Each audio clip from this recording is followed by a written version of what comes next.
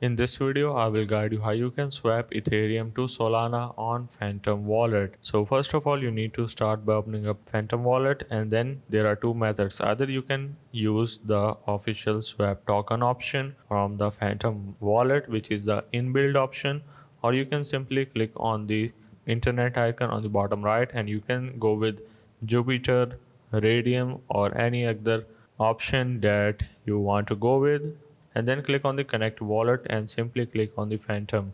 After you have connected your wallet, you just need to select your Ethereum from the given option. So simply search for Ethereum.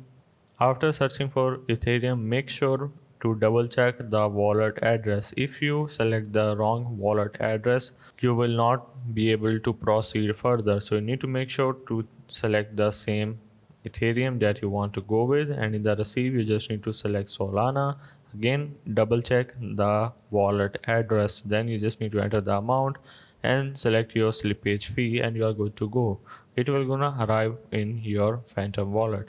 So that's the way of how you can swap Ethereum to Solana on Phantom wallet.